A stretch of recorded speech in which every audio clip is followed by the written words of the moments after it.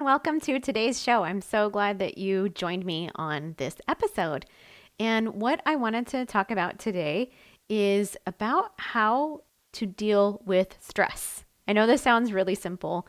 I've been studying this book called Burnout by Emily and Amelia Nagoski, and it has some amazing ways to help you to be able to deal with and handle stresses and chronic stresses in your life too.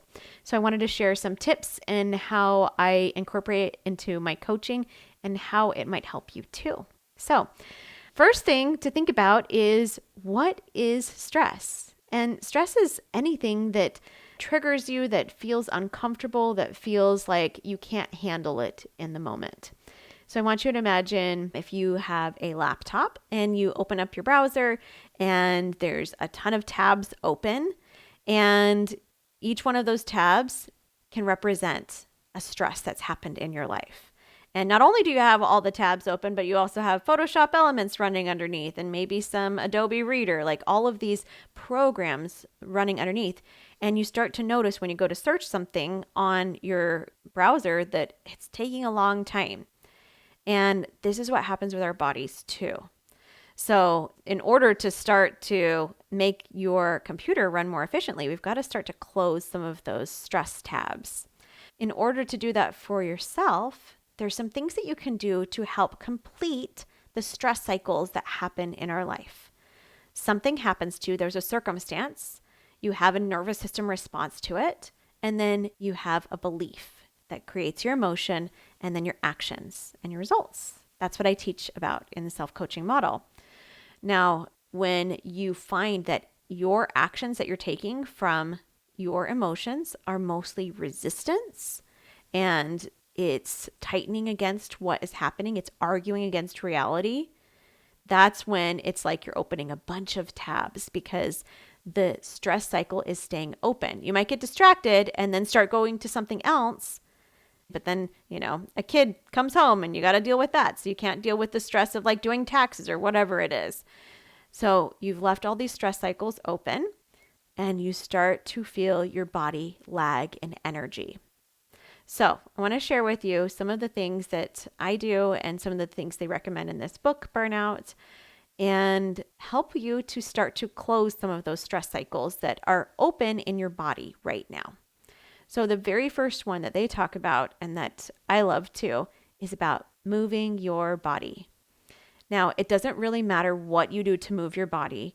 And if you are limited in your ability to be able to move, find something that works for you. Okay? So the movement, the exercise, doing something that is a little bit challenging for you, and then living on the other end of it, feeling like you're able to survive that threat, that helps your body to feel, okay, I went up against something that was challenging and I completed it. One of the things that I love to do for movement is the Spenga class. It's 20 minutes spin, 20 minutes strength training, 20 minutes yoga. And I love it because it ends with the yoga and I feel like, okay, I did something really, really challenging that I wouldn't have done on my own. It only took an hour.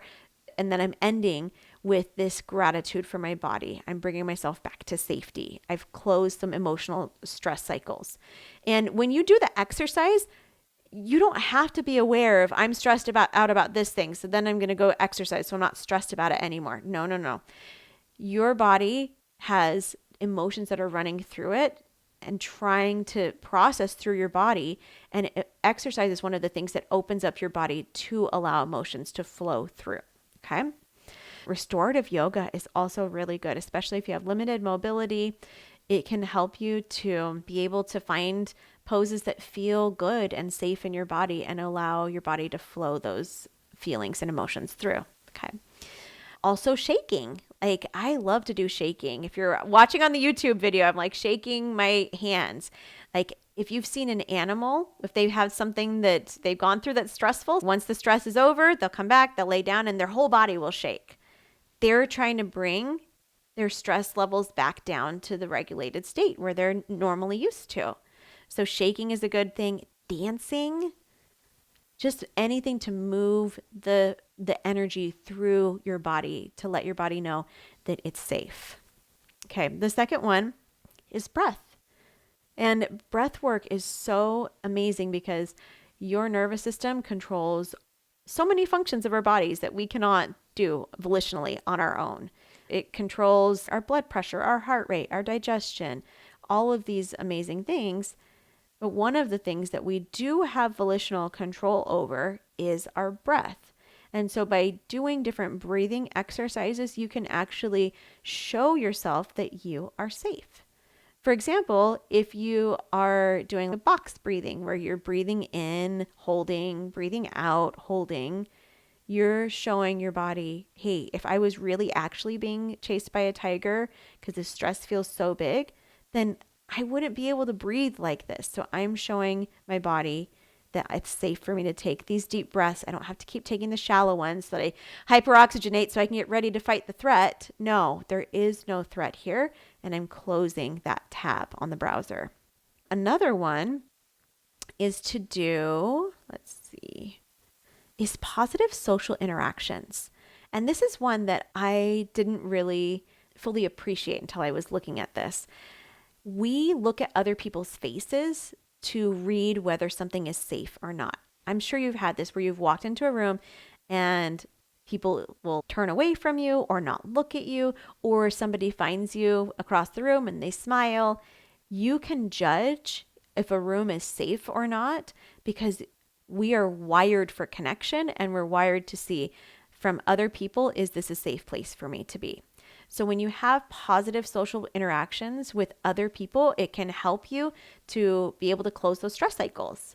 So for example, I actually combine two of these things for to help close some of those stress cycles. I've talked about it before, but I go play pickleball with some ladies from my church. And when I do that, not only is it something that I love to do, I love the feeling of using my old tennis skills from high school. They've now transferred over to pickleball a little bit. Being able to really hit something hard, it's stressful to try and find the ball and to try to hit it. But at the end, it's so fun. I'm focusing on the fun. And so it's helping to close some stress cycles. Plus, the people that I'm with, we're building community and relationships together. And there's side incidental conversations that will happen. And even if I'm only able to be there for 20 or 30 minutes, I still get that positive social interaction. And it helps to lower down the stress level and close that open loop. Okay. Another one is laughter. I love to sit with my son and pull up on Instagram and type in for like the hashtag funny dog reels. We will watch funny animal reels and just bust a gut laughing. Sometimes there will be something that's not even funny, but I will start to laugh to see if I can get my son to laugh. And then it's funny because he's laughing just because I'm laughing, even though nothing funny happened. And so I'll laugh even harder. But again, you wouldn't be having an authentic laughter if you were in a threatening state, if there was still danger and still stress happening. Okay.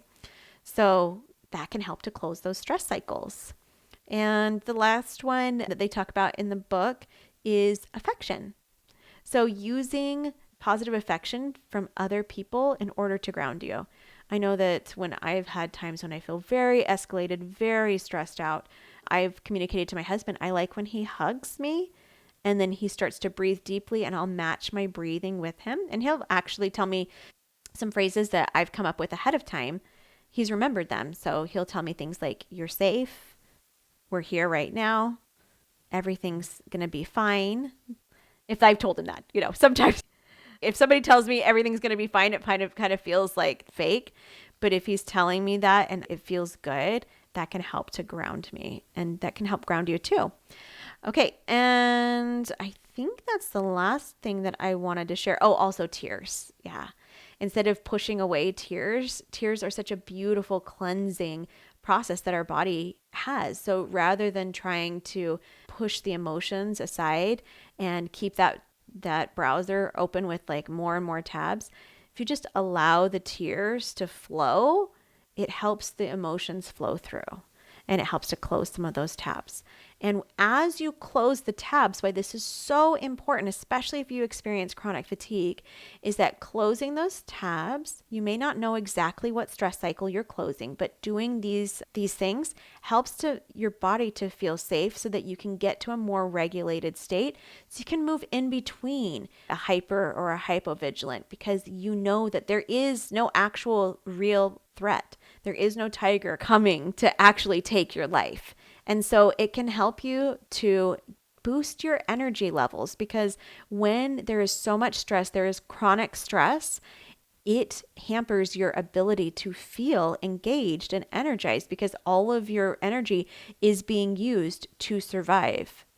So if you have any questions about this, about what are specific things that you could do to help to close these stress cycles, I'd be happy to tell you exactly how to do that in a fatigue recovery call. All right, have an incredible week. I'll talk to you later. Bye.